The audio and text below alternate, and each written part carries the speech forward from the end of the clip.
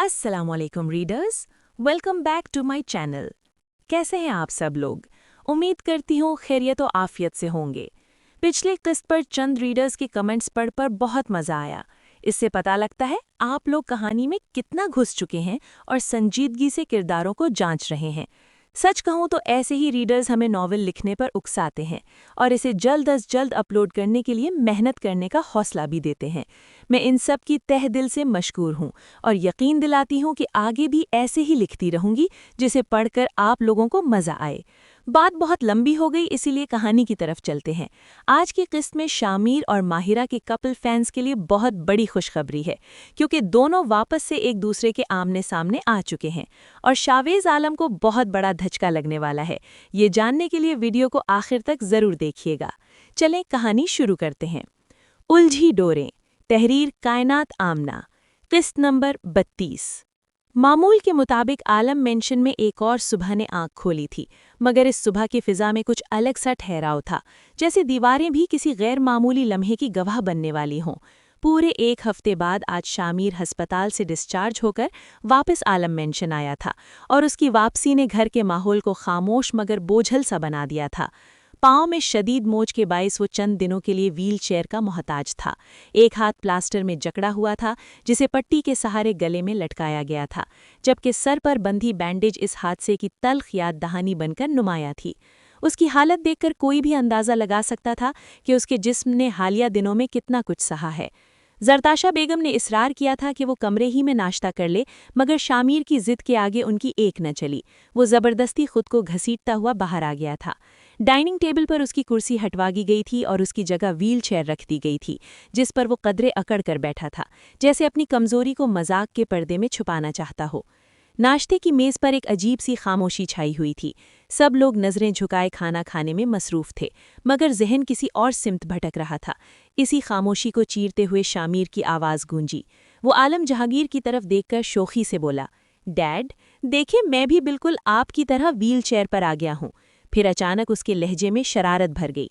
वैसे इस कुर्सी पर बैठने में बड़ा मज़ा आता है, ऐसा लगता है जैसे मैं झूला ले रहा हूँ, और कमाल की बात यह है कि ये घूमती भी है।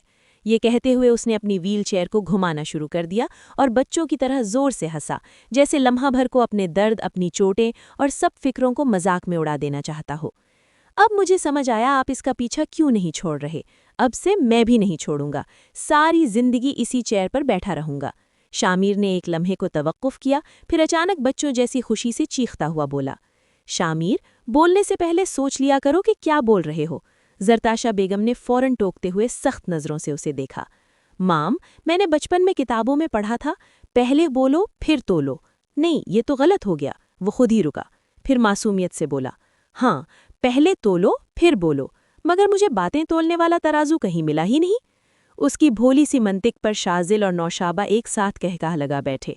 शामिर, जरताशा बेगम ने इस बार तंबीह में उसका नाम पुकारा, लहजा वाज़ेह तौर पर सख्त था। क्या है माम, इतने दिनों से अस्पताल में था। वल्ला कैसा अस्पताल था, एक ढंग की नर्स नहीं थी। दीवारें देख देख कर मेरा दिमाग पक गया था। वो झुंझला कर बोला। ये कहते हुए उसके चेहरे पर चिड़चिड़ाहट साफ छलक रही थी, मगर इस चिड़चिड़ेपन के पीछे छिपी थकन और बेबसी कोई गौर से देखने वाला ही समझ सकता था। हाँ, जिसे लड़कियों का शौक लग जाए उसका कहाँ अकेले दिल लगता है फिर। शावेज ने होठों पर हल्की सी तंजिया मुस्कुराहट सजाते हुए कहा, मेरे शौकों के बारे में तो तुम मुझसे बेहतर जानते हो। आखिर किसी ज़माने में जिगरी यार थे मेरे। तब अक्ल नहीं थी, इसीलिए किसी से भी दोस्ती कर ली थी। शावेज दांत पीसते हुए बोला, अक्ल तो अब भी नहीं है, इसीलिए किसी की भी बातों में आ जाते हो। शामिर ने इसी काठदार लहजे में बात मुकम्मल की। अभी शावेज कोई जवाब देता कि अचानक नौशाबा की खुशी से भरी चीख गूंज उठी। आह, माहिरा तुम आ गईं। क्या लगता है तुम्हें? माहिरा कंधे में लटके सफरी बैग को उतारते हुए सपाट तासुरात से बोली। मिस माहिरा, आप यहाँ? शावेज के लहजे में साफ हैरत झलक रही थी। जी, मैं यहाँ जॉब करती हूँ तो यहीं आऊँगी ना, माहिरा ने आम से अंदाज में कहा। नहीं, वो मुझे लगा शायद आप वापस ना आएं। शावेज ने ज़रा झिझकते हुए अपना गुमान जाहिर किया। गलत लगा आपको, मैं अपने काम को लेकर बहुत सीरियस हूँ। उसका लहजा पुरसुकून मगर दो टोक था। उसके अल्फाज के साथ ही कमरे में एक बार फिर खामोशी फैल गई, मगर अब ये खामोशी पहले जैसी नहीं थी। इसमें तजस्सुस भी था और आने वाले तूफान सा एहसास भी शामिल था। اسی وقت شامیر نے اپنی ویل چیئر گھمائی اور ماہرہ کی طرف دیکھا۔ زا نصیب، دیدار یار تو مسیو ہوا، واللہ کیا عجب اتفاق ہے، آج ہی میں قید سے رہا ہوا ہوں اور آج ہی آپ اس قید خانے میں واپس آ گئی ہیں، لگتا ہے آپ کا بھی دل نہیں لگ رہا تھا میرے بغیر۔ نوشی، ایک کپ کافی اور عالم سر کی پچھلے ہفتے کی میڈیکل فائل لے کر میرے کمرے میں آؤ۔ سر درد سے پھٹ رہا ہے، ایک تو اتنا لمبا سفر، اوپر سے آتے ہی زہر جیسے لوگوں سے سامنا ہو گیا۔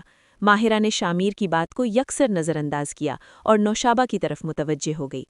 شامیر کے لبوں پر ہلکی سی مسکراہٹ ابھری، اس نے خمار بھرے لہجے میں شعر پڑھا۔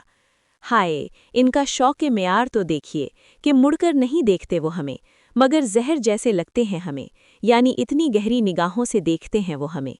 ماہرہ پر شعر کا کوئی اثر نہ ہوا اور وہ بنا رکے اوپر کی جانب قدم بڑھا گئی۔ نوشی، ایک کپ کافی بناؤ، فلورا نے میڈ کو آواز دی۔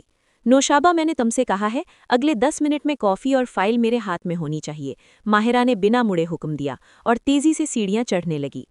ایک ہاتھ میں دونوں چیزیں کیسے پکڑو گی؟ نوشابہ نے جھنجھلا کر آواز دی۔ یہ میرا سر درد ہے، تم بس کام کرو، ماہرہ نے اسی انداز میں جواب دیا۔ چڑیل کہیں کی، جب دیکھو مجھے ملازمہ سمجھ کر حکم جھاڑتی رہتی ہے، پتہ نہیں کون سی منحوس گھڑی تھی جب میں نے اس سے دوستی کی۔ نوشابہ خود کو کوسنے لگی۔ اگر میں چڑیل ہوں تو تم چڑیلوں کی ملکہ ہو، اوپر پہنچ کر ماہرہ نے اونچی آواز میں کہا۔ چڑیل نہیں تو اور کیا ہے، اتنی آہستہ آواز میں کہا تھا پھر بھی سن لیا، نوشابہ منہ میں بڑبڑائی۔ بڑبڑانا بند کرو اور کام پر لگو، 10 منٹ میں سے 2 منٹ تم نے باتوں میں ضائع کر دیے ہیں، ماہرہ نے تنبیہ کی۔ اس بار نوشابہ نے کچھ کہنے کے بجائے کچن کی طرف ایسی تیزی سے دوڑ لگائی جیسے واقعی چڑیل ہو۔ شازل اس کی رفتار دیکھ کر ہنس پڑا۔ آج بہت دنوں کے بعد اسلام آباد میں دھوپ نکلی تھی، سورج کی کرنیں پھیلیں تو تمام طلباء بھی دھوپ سینکنے کے لیے گراؤنڈ میں نکل آئے تھے۔ کوئی ٹولیوں کی صورت میں بیٹھا باتوں میں مصروف تھا، کوئی ہنسی مذاق میں مگن تھا، مگر ان سب کے بیچ وہ ایک ویران سے کونے میں تنہا بیٹھی تھی۔ ہانیہ گھاس کے تنکوں سے کھیلتی ہوئی اپنی سوچوں میں گم تھی کہ کسی نے آ کر اس کے قریب گھاس پر بیٹھنے کی جگہ بنائی۔ اس نے مڑ کر دیکھا تو سامنے حمین تھا۔ آج وہ اس دن کی طرح گھبراہٹ کا شکار نہیں ہوئی تھی، نہ کوئی بدحواسی تھی اور نہ ہی بے قراری۔ وہ خاموشی سے سر جھکائے بیٹھی رہی۔ تم فکر مت کرو، سب ٹھیک ہو جائے گا، حمین نے اسے تسلی دی۔ اب کبھی کچھ بھی ٹھیک نہیں ہوگا، ہانیہ تلخی سے بولی۔ مایوسی گناہ ہے، اسی لیے امید کا دامن تھامے رکھو اور اللہ تعالیٰ سے اچھے کی امید رکھو، وہ سب کچھ ٹھیک کر دے گا، حمین نے نرمی سے کہا۔ کیا واقعی سب ٹھیک ہو جائے گا؟ ہانیہ نے اس کی طرف دیکھتے ہوئے امید بھرے لہجے میں پوچھا۔ بالکل، اگر تم سچے دل سے اللہ سے مانگو گی تو وہ ضرور سب کچھ ٹھیک کر دے گا، حمین نے یقین سے کہا۔ وہ کیوں میری سنے گا؟ میں تو نماز بھی نہیں پڑھتی، ہانیہ نے سر جھکا لیا۔ اگر اتنی ہی شرمندگی ہے تو آج سے پڑھنا شروع کر دو اور اپنے پچھلے رویے پر اللہ سے معافی مانگ لو، حمین نے مسکرا کر کہا۔ کیا وہ معاف کر دے گا؟ ہانیہ کے لہجے میں لرزش تھی۔ کیا معاف کرنا اتنا آسان ہوتا ہے؟ کسی کا دل دکھا کر، نعمتیں دینے والے کے حکم کی نافرمانی کر کے، اس کی حکم عدولی کر کے، بغاوت کرنے والے کو اتنی آسانی سے معاف کر دیا جاتا ہے؟ وہ سر جھکائے سوال پر سوال کرتی چلی گئی اور دھوپ میں بیٹھی ہوئی اس تنہا لڑکی کے دل میں پہلی بار خوف کے ساتھ ساتھ امید کی ایک دھیمی سی کرن بھی جاگ اٹھی تھی۔ کبھی ایسا ہوا ہے کہ تم نے اپنی مام کی کوئی بات نہ مانی ہو؟ حمین نے جواب دینے کی بجائے نرمی سے سوال کیا۔ کبھی؟ میں تو اکثر نہیں مانتی، ہانیہ نے سچائی کے ساتھ اعتراف کیا۔ اچھا، تو پھر بدلے میں تمہاری مام کیا کرتی ہیں؟ حمین نے پھر سے اسی نرمی بھرے لہجے میں پوچھا۔ وہ کچھ دیر ناراض رہتی ہیں، پھر تھوڑی دیر بعد میرے بلانے پر واپس بولنے لگتی ہیں، یا کبھی زیادہ ناراض ہو جائیں تو میں انہیں منا لیتی ہوں، ہانیہ سوچتے ہوئے بتانے لگی۔ اور وہ مان جاتی ہیں؟ حمین نے پھر سے استفسار کیا۔ ہاں، ہانیہ نے سر ہلایا۔ کیوں؟ حمین نے ایک لفظی سوال کیا۔ کیونکہ وہ میری مام ہے، ہانیہ فوراً بولی۔ مام تو ہیں، لیکن تم اتنے یقین سے کیسے کہہ سکتی ہو کہ تمہارے منانے پر وہ مان جائیں گی؟ حمین نے پھر سے سوال کیا۔ اس بار ہانیہ زچ ہوتے ہوئے بولی، کیونکہ وہ مجھ سے محبت کرتی ہیں اسی لیے، حمین نے نرم لہجے میں کہا۔ بالکل، ہم ماں کی محبت پر کبھی شک نہیں کر سکتے، تو 70 ماؤں سے زیادہ محبت کرنے والے کی محبت پر شک کیوں؟ جتنے یقین سے ماں کو مناتے ہو اتنے ہی یقین سے رب کو کیوں نہیں مناتے ہو؟ اس نے تھوڑی دیر رک کر بات جاری رکھی۔ माँ तो कभी नहीं कहती कि अगर कोई गलती हो गई तो मुझसे माफ़ी मांग लो, मैं माफ़ कर दूंगी। लेकिन हमारे अल्लाह ने तो कुरान में फरमाया है कि जितने मर्जी गुनाह कर लो, जितनी बार भी खता कर लो, एक बार सच्चे दिल से माफ़ी मांग लो, मैं ज़रूर माफ़ कर दूंगा, मैं मान जाऊंगा। एक बार सच्चे दिल से मनाओ, क्योंकि मैं गफूर रहीम हूँ, बार बार माफ़ करने वाला। इसीलिए जब गलती का एहसास हो जाए तो फ़ौरन माफ़ी मांग लो। हमीन ने प्यार से हानिया के सर पर हाथ फेरा और नरमी से पूछा, क्यों? क्योंकि वो गफूर रहीम है, बार बार माफ़ करने वाला। हानिया ने मुस्कुराते हुए जवाब दिया, बिल्कुल। अच्छा, अब मैं चलता हूँ, तुम्हारे चक्कर में मेरा इतना अहम लेक्चर भी मिस हो गया। अब जल्दी से जाकर व्हाइट बोर्ड से नोट्स कॉपी कर लूँ, वरना वो भी हाथ से जाएंगे, और फिर मेरे नंबर भी। हमीन घड़ी पर वक्त देखते हुए हड़बड़ा कर उठ खड़ा हुआ। मेरे चक्कर में? मैंने कब बुलाया था तुम्हें? तुम्हें खुद ही खिदमत खल्क करने का शौक है, ख़ास तौर पर खूबसूरत लड़कियों की मदद करने का तो बहुत शौक है। सही कहते हैं कि भलाई का तो कोई ज़माना ही नहीं होता। हमीन नफ़ी में सर हिलाते हुए बोला, और एक बात तुमने गलत कही कि मैं खूबसूरत लड़कियों की मदद करता हूँ। अगर ये सच होता तो मैं तुम्हारी मदद कभी ना करता। हमीन तंजिया अंदाज में कहते साथ जल्दी से वहाँ से चल दिया। हानिया को कुछ देर उसकी बात समझ नहीं आई, फिर अचानक चीखते हुए बोली, ओह हेलो, बगैर अकल के सफ़ेद घोड़े, तुम्हारे कहने का मतलब क्या है? मैं खूबसूरत नहीं हूँ? हमीन रुककर मुड़ा और हैरत से पूछा, क्या कहा तुमने मुझे? वही जो तुमने सुना, और मैं खूबसूरत हूँ, इस बात की गवाही ये पूरी यूनिवर्सिटी दे सकती है, लेकिन तुम्हारी अक्लमंद होने की गवाही कौन देगा? हानिया मुस्कुराते हुए बोली, मुझे किसी गवाही की ज़रूरत नहीं। मेरे अक्लमंद होने के लिए यही सबूत काफ़ी है कि मैं इस यूनिवर्सिटी में मौजूद हूँ, और इस यूनिवर्सिटी का मेरिट तो तुम्हें पता ही है। हमीन ने उसे घूरते हुए कहा, मतलब तुम्हें इस बात का गुस्सा है कि मैंने तुम्हें बगैर अकल के कहा, लेकिन मेरे सफ़ेद घोड़ा बोलने से तुम्हें कोई प्रॉब्लम नहीं। ठीक है, आज से तुम्हें मैं सफ़ेद घोड़ा ही बोलूँगी, ठीक है ना मेरे क्यूट घोड़े? बिल्कुल प्रॉब्लम है मुझे। खबरदार जो मुझे दोबारा घोड़ा कहा। खुद तो ईविल क्वीन बनी हुई हो और मुझे क्या बना रही हो? Like seriously. गुस्से से बोला, हाँ तो मैं ईविल क्वीन हूँ ना, और मलिका के पास तो घोड़े होते ही हैं, इसीलिए तुम्हारी और मेरी जोड़ी फिट बैठेगी। हानिया ने शरारती मुस्कुराहट के साथ उसे चिढ़ाया। मलिका और घोड़े की जोड़ी नहीं होती, मलिका और बादशाह की जोड़ी होती है। हमीन ने समझदारी से कहा और उसकी मालूमात में इजाफा किया। मतलब तुम मेरे साथ जोड़ी बनाना चाहते हो? हानिया हंसते हुए पूछा। नहीं, मैंने ऐसा कब कहा? हमीन हैरत से इस्तिफसार किया। अभी अभी तुमने ही तो कहा कि मलिका और बादशाह की जोड़ी होती है। हानिया ने उसकी बात दोहरा दी। हाँ, पर मैंने तुम्हारे साथ जोड़ी बनाने का कब कहा? हमीन ने नासमझी से कहा। भाई तुम घोड़े नहीं बादशाह हो, है ना? हानिया ने समझाने वाले अंदाज में पूछा। हमीन ने इस बात में सर हिलाया। और मैं ईविल क्वीन हूँ, मतलब मलिका हूँ ना? हानिया ने फिर से सवाल किया। हमीन ने कुछ सोचते हुए हाँ में सर हिलाया, मगर बात अब भी पूरी तरह उसकी समझ में नहीं आ रही थी। देखो, तुम बादशाह हो और मैं मलिका हूँ, और अभी तुमने खुद कहा है कि बादशाह और मलिका की जोड़ी बनती है, तो मतलब हम दोनों की जोड़ी बनेगी ना? हानिया ने उसे लफ्ज़ों के जाल में उलझाते हुए कहा। हमीन ने उलझन के आलम में फिर हाँ में सर हिलाया, लेकिन वो कुछ कहना चाहता था कि हानिया ने फ़ौरन उसे टोक दिया। लेकिन कुछ नहीं, अब से हम दोनों की जोड़ी बन गई है। उसने हुक्म सादिर किया, और ख़बरदार जो किसी और लड़की की तरफ देखा या उसकी मदद करने की कोशिश की तो वो लम्हा भर रुकी। तुम्हें तो कुछ नहीं कहूंगी, लेकिन उस लड़की का मुंह तोड़ दूंगी मैं।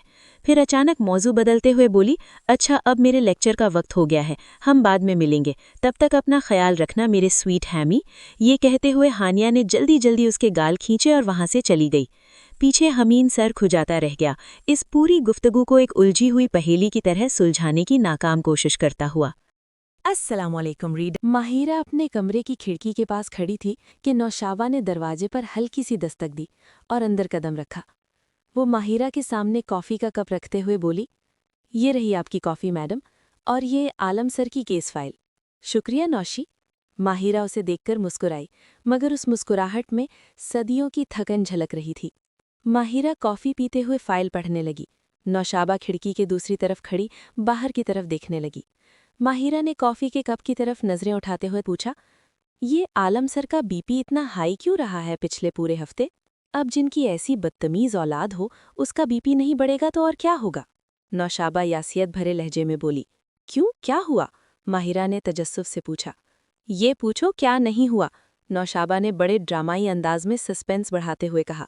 माहिरा हल्की सी मुस्कुराहट के साथ बोली, अच्छा तो फिर यही बता दो कि क्या नहीं हुआ। یار وہ شاہویز عالم اپنے باپ سے کتنی بدتمیزی سے بات کر رہا تھا، میرا دل کیا کہ منہ توڑ دوں میں اس کا۔ نوشابہ غصے سے بولی، اچھا مجھے صبر کا دامن تھامنے کی نصیحت کرنے والی خود مار پیٹ کی بات کر رہی ہے۔ ماہرہ نے طنز کیا، یہ جو باہر تم نے شاہویز عالم کو بنا پیٹوں کے دیکھا ہے نا، وہ میرا صبر کا دامن پکڑنے کا ہی نتیجہ ہے۔ نوشابہ ہاتھ نچاتے ہوئے بولی۔ ماہرہ نے کہا لگایا۔ ابھی نوشابہ کچھ کہتی کہ دروازے پر دستک ہوئی۔ اندر آ جائیں، ماہرہ نے اجازت دی۔